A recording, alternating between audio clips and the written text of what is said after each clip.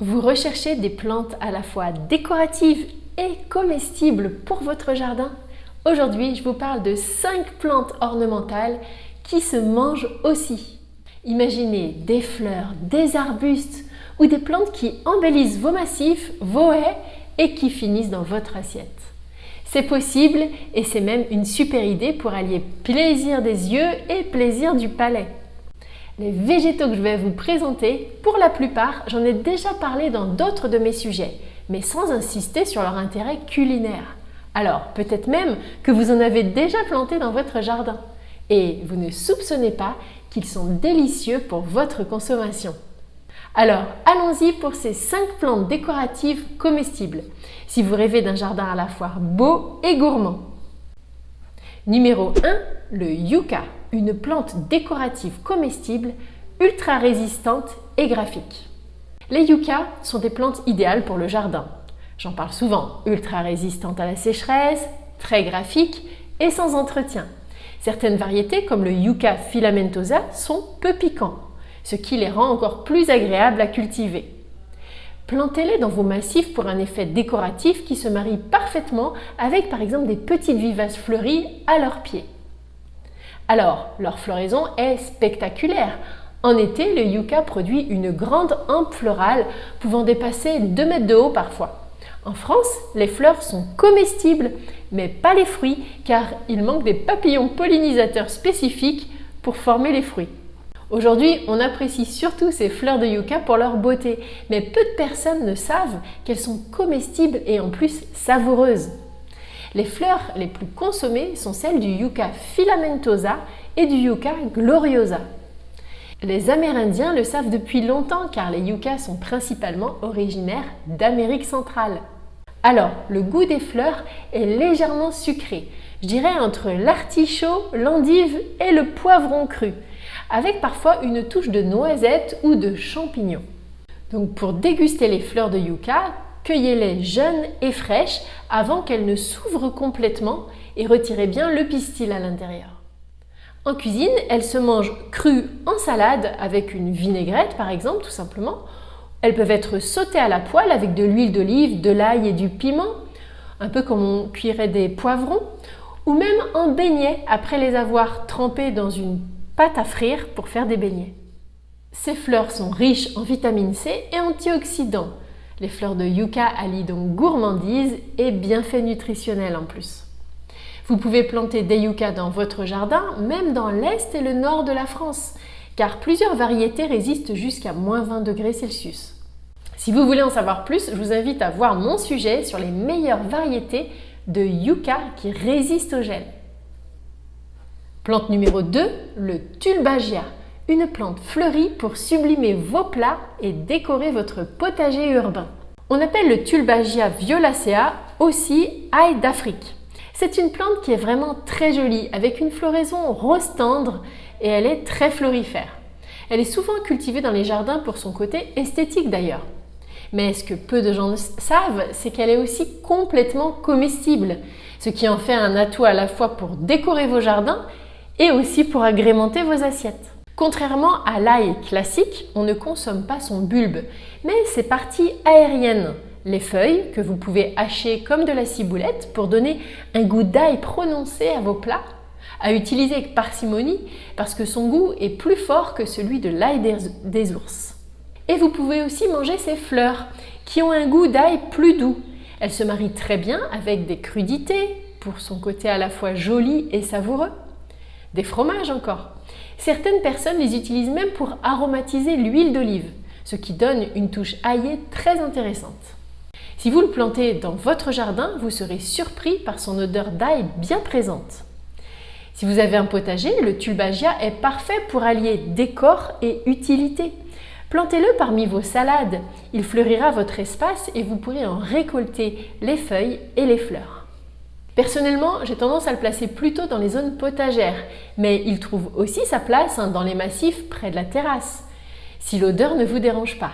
C'est une plante très élégante qui forme une touffe d'environ 30 cm de large pour 40 cm de hauteur. Côté culture, le tulbagia résiste jusqu'à -10 degrés, comme les agapantes plus ou moins. Il aime le plein soleil et un sol bien drainant. Plante numéro 3, le Mahonia, un arbuste persistant aux baies cuites savoureuses pour un jardin élégant et gourmand. Le Mahonia, c'est une jolie plante persistante à la floraison jaune qui a l'avantage de fleurir en hiver. J'aime particulièrement la variété Mahonia X Media Charity parce que c'est une belle plante de haie, je trouve, pour une exposition ombragée avec une allure exotique en plus. Elle résiste jusqu'à -15 degrés Celsius. Il existe aussi le Mahonia Aquifolium. Il est plus commun, plus connu et il résiste jusqu'à -29 degrés lui. Il est aussi intéressant dans un massif et il est très résistant au gel surtout et il pousse moins haut que le Mahonia Charity. Le Mahonia, c'est une plante décorative aux baies comestibles, mais attention, il ne faut surtout pas les consommer crues. Il faut d'abord les récolter bien mûres quand elles deviennent presque noires.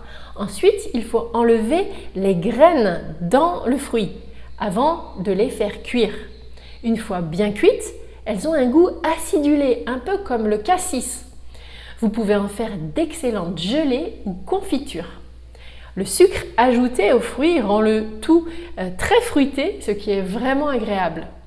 Mais je vous rappelle, les baies de Mahonia ne se consomment qu'après avoir enlevé les noyaux et les avoir fait cuire, car crues et en grande quantité, elles peuvent être toxiques, attention. En suivant ces précautions, vous ne prendrez aucun risque en cuisine. Si vous voulez planter des Mahonia dans votre jardin, je vous invite à voir mon sujet sur ce bel arbuste de haie à fleurs jaunes. Petite interlude dans la vidéo, si vous avez besoin d'aide pour l'aménagement de votre jardin, j'ai créé un petit livret gratuit, les 9 points indispensables pour réussir ses extérieurs. Il vous permettra de partir avec les bonnes bases pour aménager votre jardin joliment et correctement. Vous y retrouverez facilement mes meilleures astuces de paysagiste que je partage sur mon blog. Pour le recevoir, c'est très simple, cliquez sur le lien en description, vous le recevrez par mail en quelques minutes. Maintenant, retournons à notre sujet. Numéro 5, le sureau noir Black Lace, une plante ornementale et comestible aux multiples usages. Dans le jardin, je ne peux pas m'empêcher de vous parler du sureau, car pour moi, c'est vraiment une plante de choix à installer. D'abord pour son côté décoratif, surtout si vous optez pour la variété à feuillage coloré, le Sambucus nigra Black Lace Eva, avec son feuillage pourpre et sa floraison rose. C'est la même espèce que le Sambucus nigra classique, celui que l'on trouve dans les campagnes avec des feuilles vertes et des fleurs blanches. Et c'est bien celui-là qui est comestible. C'est une plante aérienne au feuillage découpé très joli et à la floraison superbe. Vous pouvez la tailler comme vous le souhaitez pour lui donner la forme que vous voulez, ce qui en fait une belle plante de haie en plus d'être mellifère. C'est une des meilleures plantes si vous voulez à la fois un côté ornemental mais aussi culinaire. Et oui, parce qu'on veut bien cultiver des plantes comestibles dans son jardin, mais autant qu'elles soient jolies à regarder. Parce qu'un jardin, c'est le plaisir de tous les sens. Le sureau noir est consommé depuis longtemps, aussi bien pour ses fleurs que pour ses baies. Les fleurs se dégustent en beignets, en sirop ou même en boissons pétillantes. Elles ont un parfum doux, floral, qui est légèrement vanillé, avec des notes de litchi ou de miel selon les préparations. Les baies se consomment cuites, car crues, elles sont toxiques aussi, attention. Les baies cuites font d'excellents jus, font des gelées, des confitures ou s'utilisent dans des gâteaux. Elles ont un goût fruité proche de la mûre, de la myrtille ou même de la cerise. C'est vraiment un délice. Attention toutefois, il faut toujours consommer les fleurs et les baies en retirant bien les pétioles, les petites tiges, vous savez, qui les maintiennent, car le feuillage et les tiges peuvent être toxiques sur le sureau. Donc pareil pour les fruits crus, attention! Je vous mets le lien vers le site d'une amie qui a un blog sur les plantes comestibles avec des recettes pour consommer le sureau. Je vous mets ce lien là dans mon article, sous la vidéo.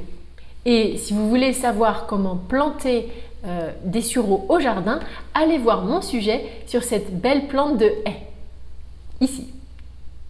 Alors, laquelle de ces 5 plantes aviez-vous dans votre jardin sans savoir qu'elle était comestible?